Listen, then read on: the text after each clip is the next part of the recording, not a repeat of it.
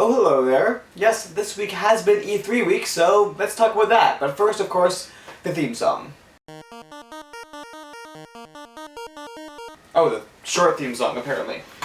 Sorry about that. So, for those of you who don't know, E3 is basically this huge yearly conference in which all the big video game companies, and the smaller ones if they can, show off their games. It's gone through a lot of iterations, but basically what it is now is what it was at its old height. Which is to say, a very crowded, very busy hype fest with a lot of big announcements. And this year, for the first time in maybe 5 years, I actually watched all the big conferences live. So basically this Wrongisode is just going to be my reaction to all those conferences.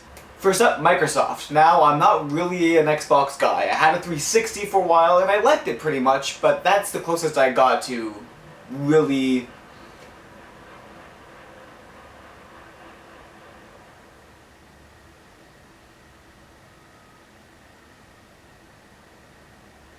being an Xbox guy.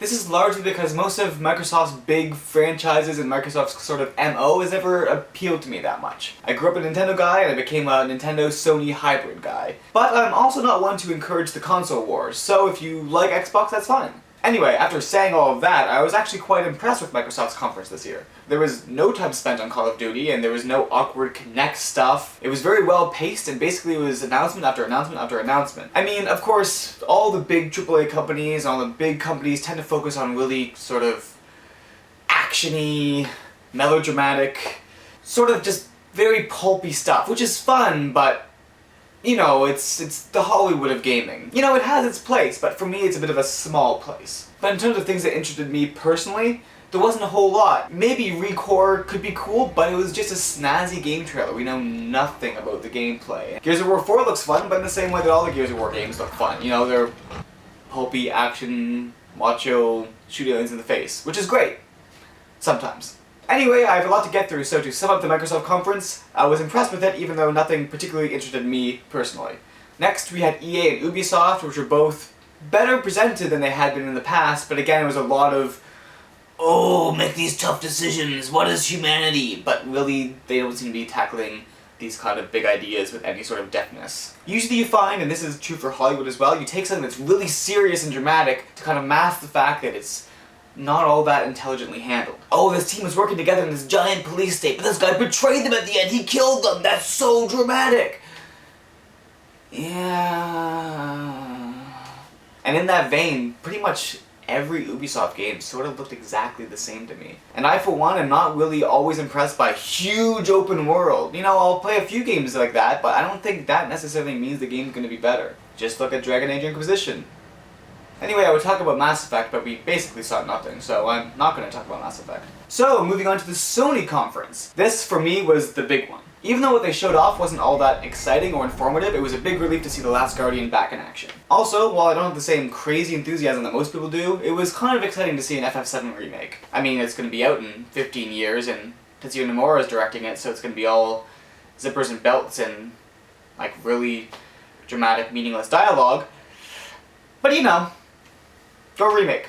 Also, while this was no surprise, Uncharted 4 looked great, and I'm very excited for it. For better or worse, that's sort of what we expect from the Uncharted team now. But really, the game that impressed me most from that conference, and the game that impressed me the most from the entire show, actually, was Horizon. This is the game from the guys who made all the Killzone games, which I've never played, and seem to be moderately well received. Anyway, this is sort of par for the course for video games, unfortunately, but the writing and acting I didn't find to be that good at all. But the premise was great. I love the fact that even though machine life is roaming the area and is quite dangerous and seems to have some sort of connection to the decline of the last great human empire, is still treated with respect by the main character. She's a hunter who only takes what she needs. Personally, I'm sort of sick of the Skynet fear of a malignant singularity. I don't think that once we do reach artificial intelligence, it's gonna mean that they're all evil and want to destroy humanity. That simply doesn't make sense to me. So although the incidental writing and acting might not be the best, I'm excited to see what the undercurrent is in this game. Because as gamers, we know that games can still tell a really poignant story over the long term, even if, you know, the incidentals are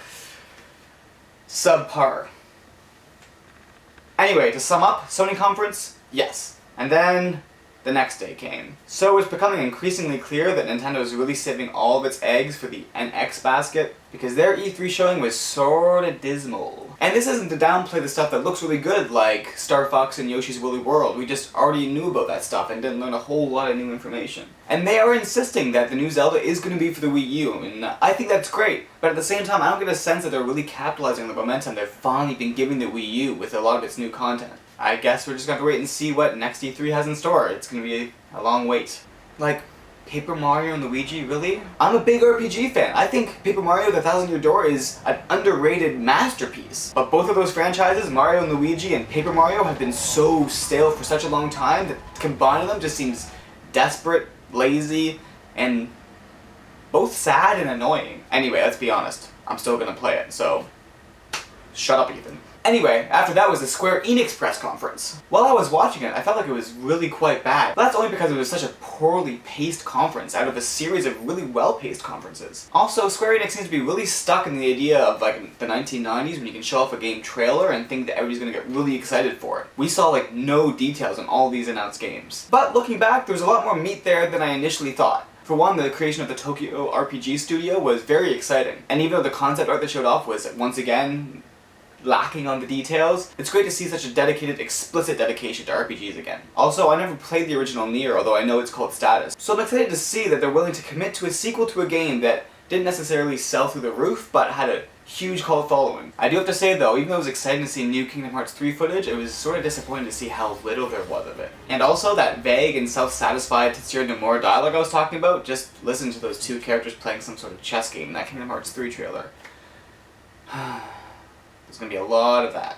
Anyway, while I'm obviously exhausted by the state of popular gaming culture and writing and a lot of other stuff, I'm excited by a lot of the stuff that was shown off at this year's E3. I think it was one of the most content-packed and gamer-focused conferences in quite some time. I think that's all I have to say about the show right now. If I didn't mention the game, it's either because I forgot, didn't really care that much about it, or I'm annoyed that it's not on PS4, like Tomb Raider. And for now, I'm gonna go watch the Horizon trailer again. Bing!